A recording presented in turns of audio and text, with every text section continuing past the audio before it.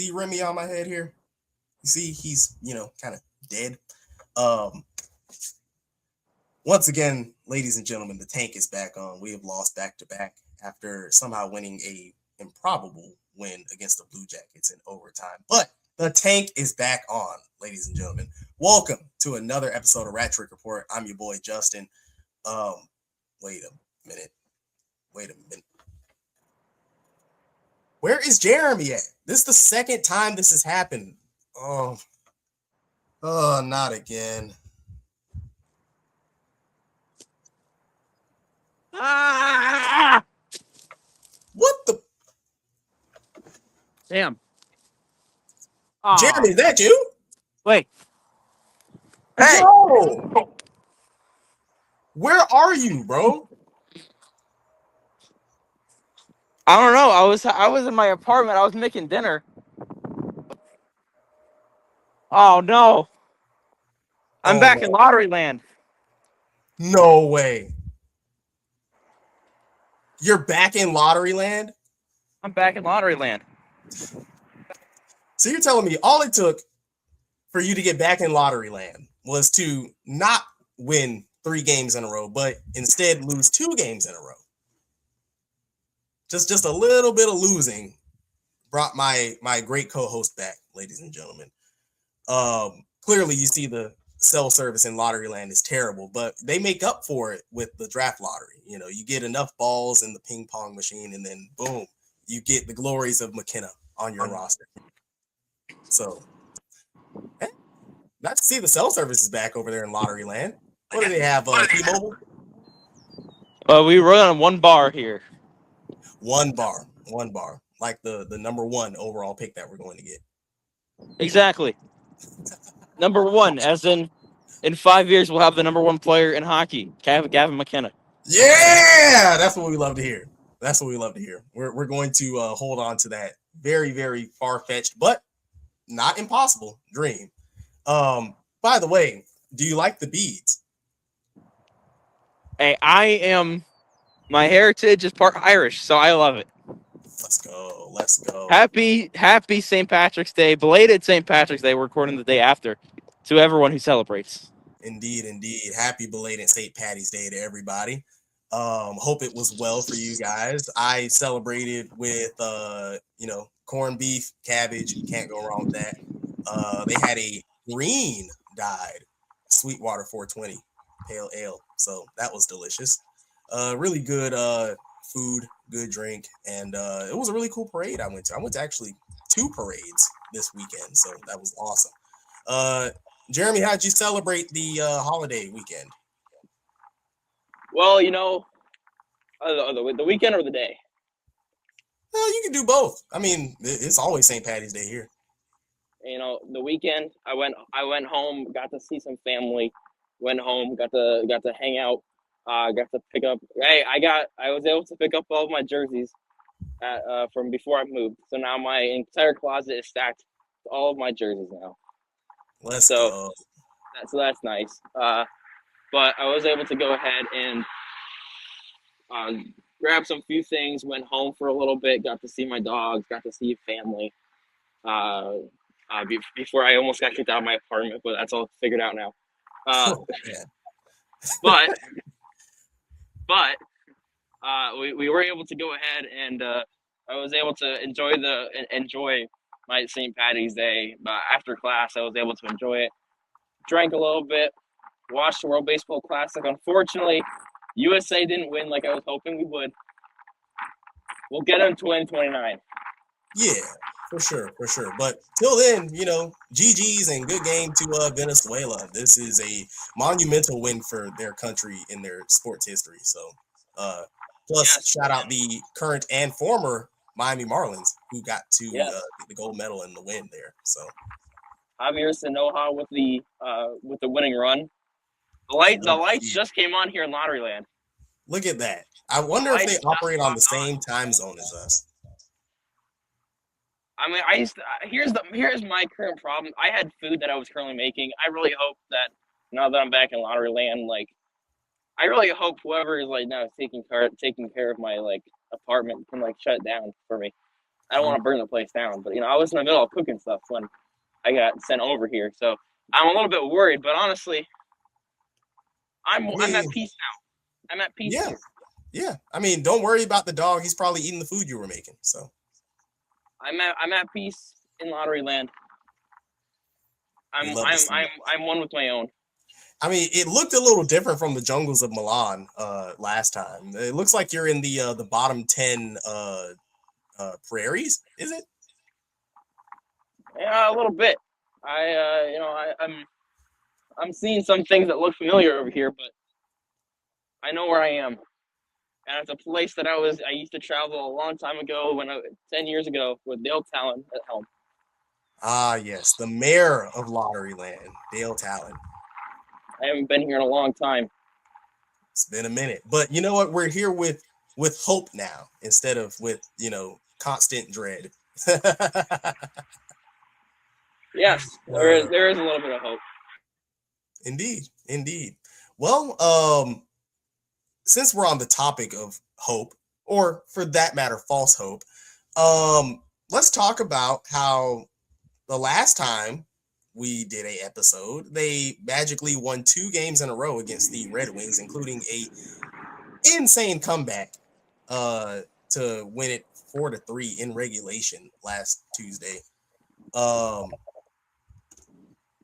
they win again since our last episode. This time in overtime against the Columbus Blue Jackets, 2-1. Let me pull up my notes here. And this time it was not the Carter Verhage show. This time it was the Sam's Club show. Okay. Uh, Bobby was actually cooking. He was cooking this time. He's coming fresh off of the trade rumors and everything. And he said, nope, I want to be a Panther for life. So let me get my act together and save everything but 1 goal. So 0.968 save percentage that night against Columbus. 31 shots on goal. They only allowed 1. That's a big night for Bobby. Big night for him. Sam Bennett got the party started for the Panthers with a power play goal to tie the game after Adam Fantilli from former Panther Mason Marchment took the lead initially for the 1-0 lead. Sam Bennett scored to tie the game with a power play goal assisted by would you look at that? It's an all Sam's goal. Sam Bennett scores, assisted by Sam Reinhart, also assisted by Mackie Samoskevich. All the Sams are here. And then we go to overtime, and Sam Reinhart says, you know what? I feel a little lonely on this goal tally sheet. Let me score as well. Scores the game winner. Let's go home, baby, as one Steve Goldstein would say. And the Panthers get the job done against the Blue Jackets 2-1. And every other Panther fan was miserable because we had just won our 3rd in a row. And we kind of need to lose. If you're on the tanking boat, I will say this. If you are the few fans who actually want to try to win every game and you want to try and sneak into the playoffs, I respect that. But as someone who personally thinks, it's just too far-fetched for us to make it with all these injuries and with the amount of games left and the fact that no one in front of us wants to lose, except the Red Wings for some reason. We need to get as much as we can positively out of the rest of the season, and that would include getting a top 10 draft pick for basically no long-term effects to the team or the roster whatsoever. So that's a big blow to the pro tanking group such as myself. 3 wins in a row. Ooh, I was so angry. But they listened to me, and they listened well. They took the coaching, Jeremy, and they found themselves on the road again, right back to Lotteryland with a 6-2 loss at the hands of the Seattle Kraken. Both teams had 25 shots on goal, but Kako, as his pronunciation of his name was at the Winter Olympics, had a goal and 2 assists for Seattle in a 6-2 win against the Panthers at Climate Pledge Arena on Sunday. And contrary to many Kraken fans responding to my Twitter, I was not 6'2" my stomach. I was actually very happy. I Um, think we all were. oh yes, oh yes. I will say it was nice to see old Vinny Hinostroza get on the goal sheet. That was very nice. But take a look at these assists here for his goal. Assisted by Luke, I am your father, Coonan, and Jesper Boquist. The I mean, goal those of are. all time. If it's one of those goals where it feels like, wait, are we playing in? Are we playing in March, or are we playing back in like October? Right? Insanity. Insanity. Yeah, Ben Myers goal to make it 1-0. Then Berkeley Catton goal to make it 2-0. Um, Vinny Hinostroza makes it 2-1. Then Ryan Winterton makes it 3-1. We go to the second period, Capo Caco again to make it 4-1. Then Bobby McMahon with a power play goal and Jamie Olesiak make it 6-1. And Itu Luostarinen with the massive Chris Paul goal to cut the lead to 6-2, assisted by the Gus Bus, Gustav Forsling, and Mackie Samoskevich. So, yeah, that was a slaughtering of epic proportions. They sliced us up like fish at the fish market down the street from the arena. Jeremy, your thoughts? Paul just waiting for a plane to pass by. In lottery land, you get, things are going on. There's a bunny in front of me right now. There's three bunnies that are currently hopping and skipping right in front of me right now. These are probably just some, Wow. Vancouver fans probably just rubbing in that they're still below us, in the standings. Now, Shoot. last time you were in Lottery Land, you were hallucinating a little bit. Are you sure those are rabbits bouncing, or are those the ping pong balls bouncing in the machine? Because we're not at that point yet. I have no idea where I'm at, man.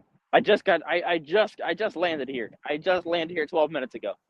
Hey, man, we've been in Lottery Land for like the better part of our entire existence. Wouldn't you be used to it by now? I mean, you get a little bit delusional when you get used to life when you're outside of Lottery Land. You get used to winning.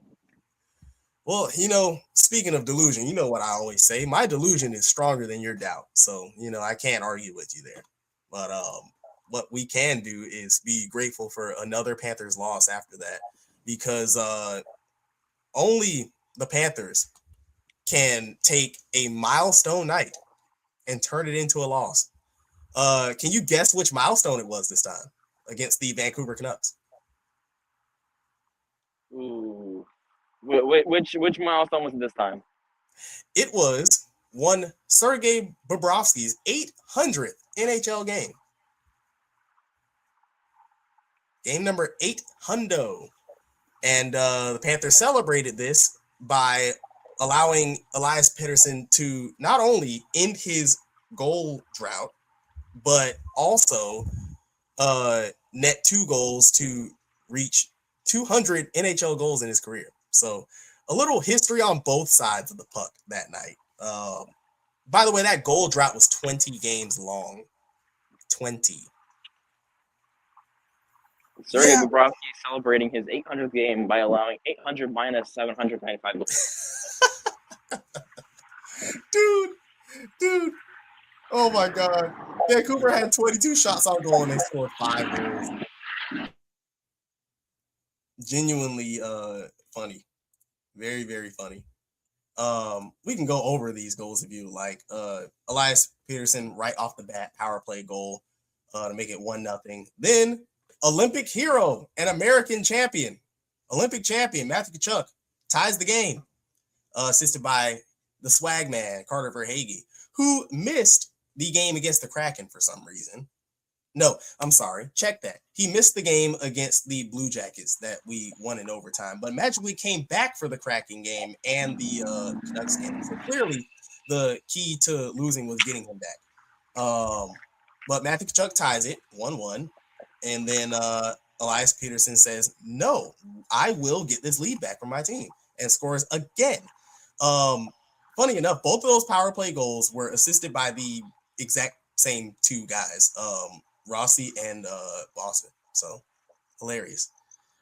Then Rossi says, I'm tired of apples. I just want the whole crate. Give me a goal as well. That makes it 3-1 Vancouver. We go to the second period. Sam Bennett gets a little lonely on the stat sheet and says it's time for a goal. And he makes it 3-2, assisted by Chucky and Verhage. Verhage is just everywhere tonight. Oh my goodness. 2-point night for the man. And then Vancouver gets tired of playing with their food and they rack up 2 more goals to make it 5-2. Yeah, another loss for the Cats. That is their second loss in a row, following a 3-game win streak. This team is, well, you know what? I will say this. For all of my football fans, that's soccer for us Americans. For all of you football fans out there, especially my UK blokes, the 2025-26 Panthers are the Nottingham Forest of the NHL. Just minus the sacking of managers, At least the Panthers have a consistent head coach throughout the season, but it is so up and down. It's a roller coaster, man.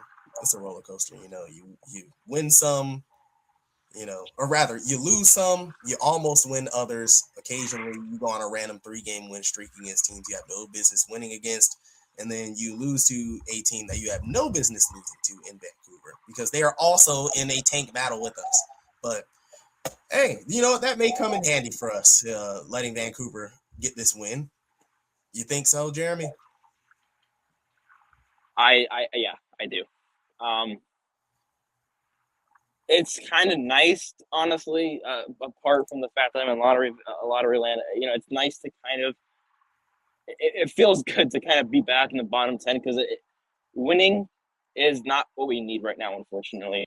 I would like to go ahead and point out real quick that I feel like our management and coaches have also kind of followed along too because Carter Verhage has that big game against Detroit, and then right after they have that big game, Carter Verhage gets benched. He gets hurt, and he misses the next game against Columbus. Sam Reinhart scores the game-winning goal in overtime, and he's shut down for the season. So we are actively in a stretch right now of guys we need to lose. If you win, you're going to the bench.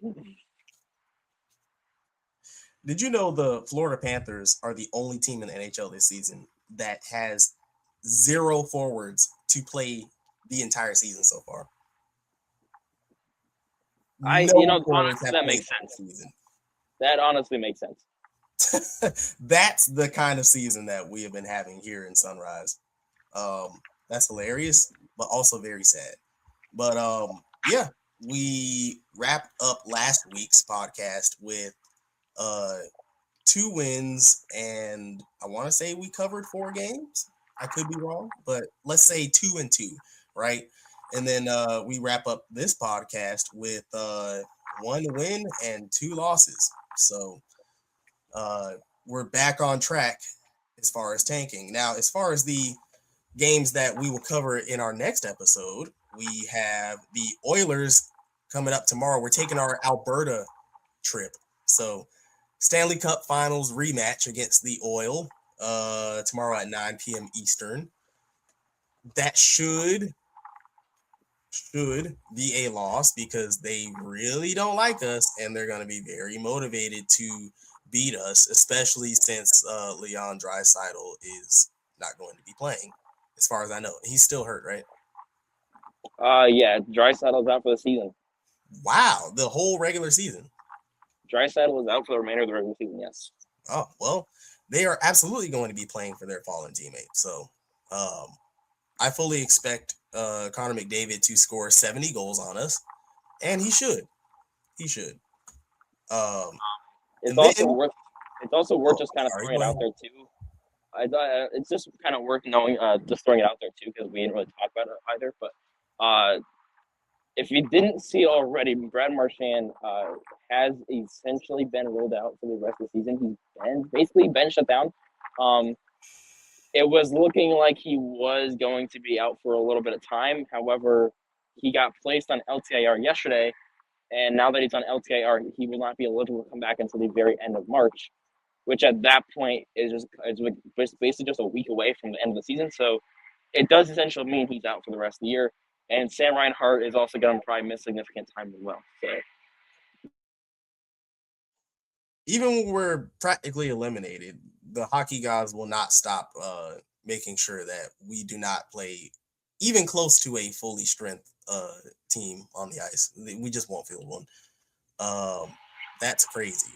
the hockey gods said, "Were you enjoying that Brad Marchand Renaissance year? Were you enjoying that Sam Reinhart was still a perennial two-way player, was still a perennial all-star and a perennial MVP on this team?" We hope you were, because that's going away. If it makes it feel any better, so Seth Jones did return. He did return. Seth Jones returned last night, so Seth Jones has finally made his return about 2 months too late. Yeah. It would have been nice if he didn't get hurt at the Winter Classic so I could watch him win a gold medal, but it's good to have my guy back. It's good to have my guy back. At least we have some good news in a tornado whirlwind of really, really crap news this season. So we'll take the wins where we can take them. But we have a little Alberta trip. We go to face the Oilers at Rogers Place, which is going to be the home, they announced, of the semifinals and finals of the World Cup of Hockey in 2028. Yeah, and actually, another place that's going to be going, Prague, the World Cup of Hockey.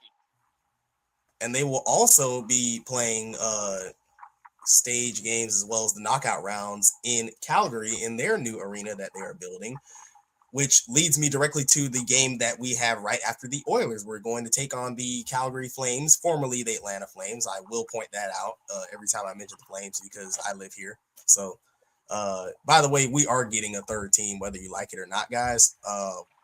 We need another Atlanta team. Times. And with good ownership, Atlanta hockey can work and will work. So be prepared to see Thrashers jerseys again, y'all.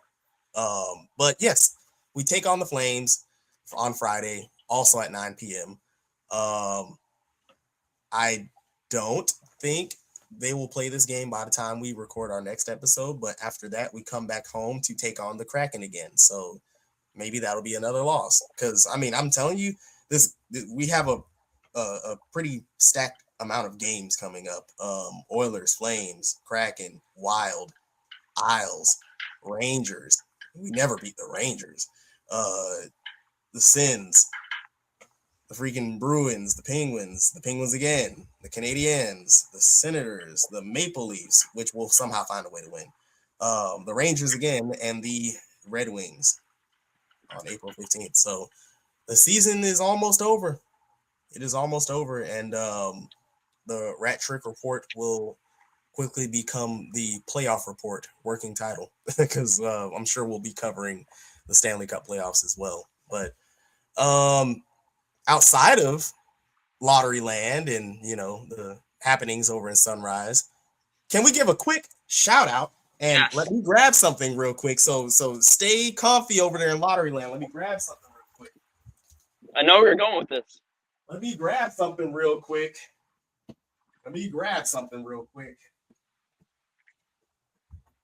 Oh, yeah. Here we go. USA. Oh, mama, don't you cry. Oh, mama, don't you cry. USA hockey is do or die. USA hockey is do or die. Woo! Let's go, baby. The Triple Crown is ours. We have swept the gold medals in Milan.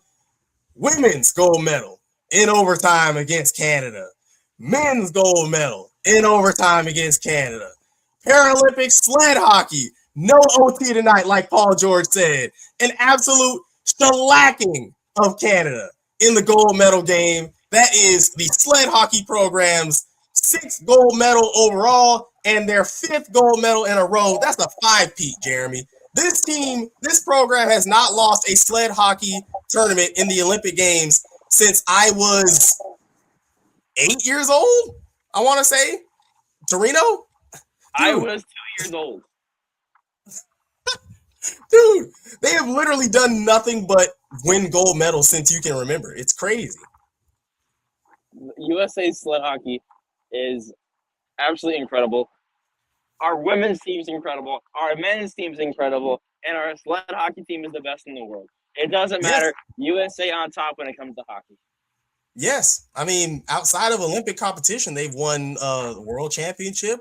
They've won men's juniors, women's juniors. I mean, literally the only thing they haven't won was Four Nations. So, I mean, Canada, you can have Four Nations. You can have the Emirates NBA Cup. We will take the gold in quite literally everything else. So, shouts out to the entire sled hockey team and the program, the coaches, the staff, the players, as well as Olympic hero, American legend, Jack Wallace with the Hattie.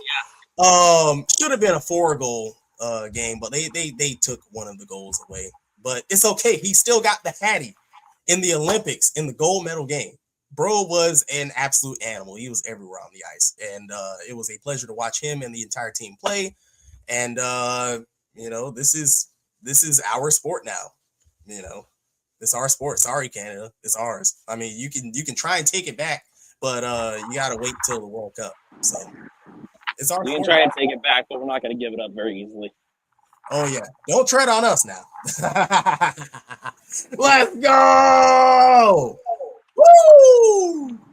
But This is what American hockey fans have been waiting for a very long time. I love to see I've it. been waiting quite literally my entire life since I discovered hockey in 2003 for the United States national program to have this kind of run across all levels. It's genuinely beautiful to watch. And I think this is going to do a tremendous job in, growing the game here in America, especially to see a lot of players playing on Team USA from that compete in their respective leagues from teams based in the southern states. Um, for example, the Panthers had the most Olympians in the NHL represented, playing for many other squads as well. But at the same time, you have so many Olympians on the roster, and it's like, man, I got to start watching their games in the NHL. And then, you have a lot of Carolina Hurricanes there, a lot of, Nashville Predators and things of that nature. And it helps grow the game in states and regions that, hockey isn't really a traditional sport. And that's a good thing. Do not let these Canadians and it's not all the Canadians. There's a lot of Canadians who are very, very supportive of growing the game in regions that don't get snow or ice or anything like that.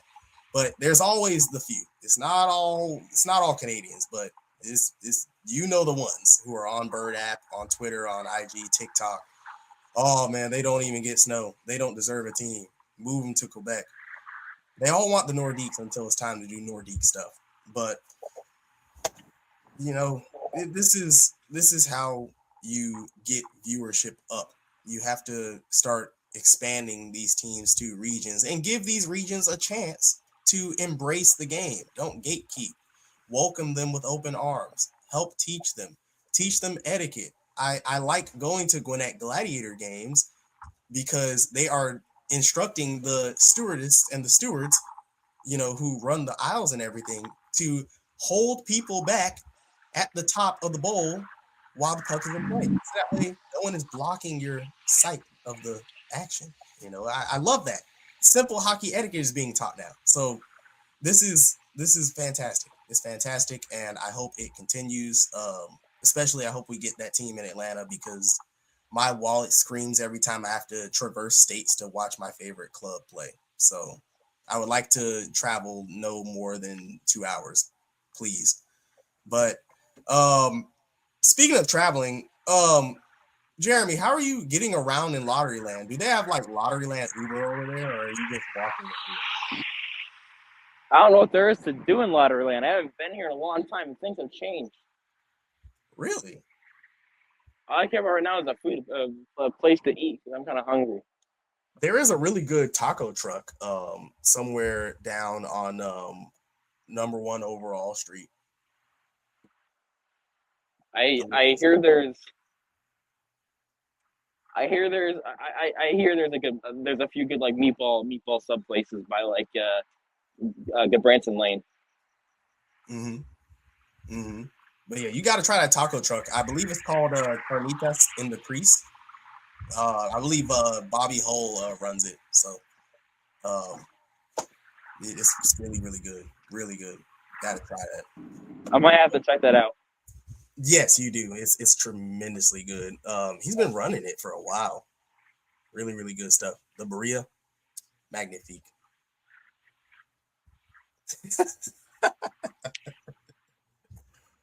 Oh man, I love this podcast so much. But hey man, enjoy your stay in Lottery Land. Hopefully you are there forever, at least till the end of the season. You know, we'll pluck you out of there. I'm not sure how you even get there. Does anyone know if I get transported back at the end of the year? Maybe you get transported back at the end of the draft lottery. Who knows?